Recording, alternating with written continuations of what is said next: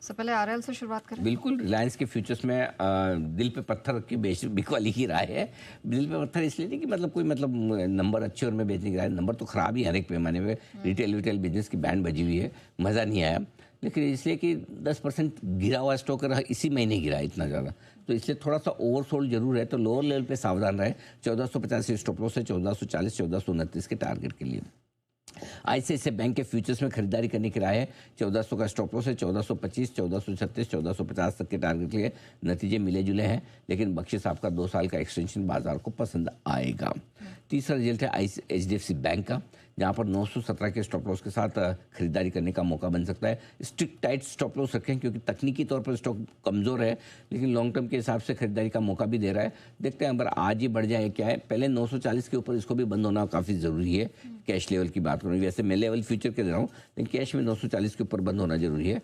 नतीजे ठीक है, उम्मीदें ही कम थी, स्टॉक गिरा हुआ भी है, गाइडेंस थोड़ा सा बेहतर है, तो थोड़ी शॉर्ट कवरिंग हो सकती है। अब आइए आरबीएल बैंक, इसमें बोल्ड और कॉन्ट्रा कॉल है मेरा बिकवाली करने का। यहाँ पर बेचने की राय है 330 के स्टॉप लॉस के साथ, 320 315 300।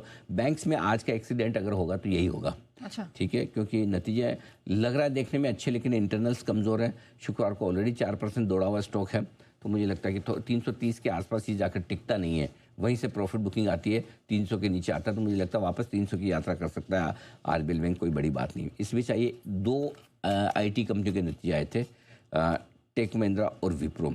टेक महिंद्रा, यहाँ पर खरीदारी करने की राय है। 1650 का स्टॉप लॉस है, 1695 1715 ऊपर के टारगेट है। हर पैमाने पर नतीजे काफ़ी कम मजबूत दिख रहे हैं। 2.2% की रेवेन्यू ग्रोथ काफ़ी बढ़िया कही जाएगी। एडजस्टमेंट की वजह से मुनाफा थोड़ा सा कम हुआ है, लेकिन वित्त वर्ष 2027 के लिए गाइडेंस कंपनी ने अच्छा दिया है। अच्छी ग्रोथ का अनुमान है और 15% के मार्जिन वो मेंटेन कर पाएंगे। बस एक ही दिक्कत है कि शुक्रवार को 5.5% की दौड़ लगा चुका है शेयर, लेकिन उसके बावजूद मुझे लगता है कि चलना चाहिए। बड़ा गैप डाउन हो जाए तो थोड़ा सा इंतजार कर लीजिए, बट आई थिंक खरीदना चाहिए। विप्रो के नतीजे तो मेरे पास नतीजे बेहद कमज़ोर है। आज का वो शॉर्ट है, एक्सीडेंट आज का वही है आईटी कंपनियों में। एडीआर भी 7% घटा था। मैं थोड़ी देर में आपको 9 बजे इसके लेवल्स दूंगा। इस बीच एल&टी फाइनेंस, यहाँ पर बिकवाली करने की राय है। 302 का स्टॉप लॉस है, 294 290 286।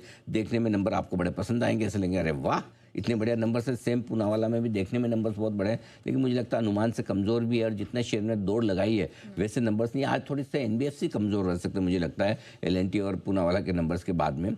एक कैश का स्टॉक है जेएसडब्ल्यू इंफ्रा, यहाँ पर खरीदारी करने का मौका है। 253 का स्टॉप लॉस, 260 264 और 266 के टारगेट के लिए अच्छे नतीजे और बेहतरीन गाइडेंस।